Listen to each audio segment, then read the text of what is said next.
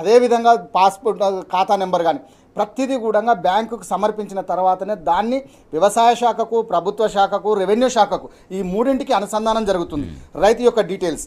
ఇలాంటి సందర్భంలో బ్యాంకు ఖాతాలో ఉన్నటువంటి సమాచారం మొత్తం కూడా ఉన్నప్పటికీ కూడా 7 నెలల కాల వ్యవధి అయినప్పటికీ కూడా వీళ్ళు ఎలాంటి మార్గదర్శకాలు విడుదల చేయకుండా ఏదో అప్పటిదప్పుడు ఈరోజు అనుకోకుండా ఏదో ఎగ్జామ్ పెట్టి పిల్లలకు పాస్ అయినవా లేదా అన్నట్టు వీళ్ళ సందర్భం చూసుకున్నట్లు కనిపిస్తుంది. అంటే వీళ్ళు ఎక్కడ కూడా చేయాలని ఒక విజనరీ లేకుండా, విజన్ ఉన్న నాయకుడు ఖచ్చితంగా కూడా పారదర్శకత వహిస్తూ ఈరోజు 40 లక్షల కుటుంబాలు, దాదాపు రైతుల కుటుంబాలు తీసుకున్న లక్షలోపు చిన్నకారు రైతులు, సన్నకారు రైతులు వీళ్ళు ఇచ్చినటువంటి సందర్భమే తీసుకున్నట్లయితే రేవంత్ రెడ్డి గారు సమాచార లోపం ఎక్కడ జరిగింది అనుకుంటున్నారు. ఎందుకంటే సరే ఎట్ టైం అన్నారు, ఎట్ టైం కాదు, మూడు విడతలు చేస్తామన్నారు. బట్ అదైనా కూడా ప్రాపర్గా జరగాలి కదా. సో సమాచార లోపం ఏమన్నా ప్రభుత్వానికి సమాచార లోపము ఉన్నది అని చెప్పి ప్రజలకు భ్రమ కల్పిస్తున్నారు. అంటే ప్రజలను మోసం చేస్తున్నారు. వాస్తవానికి 100% సమాచారం ఖచ్చితంగా ఆన్లైన్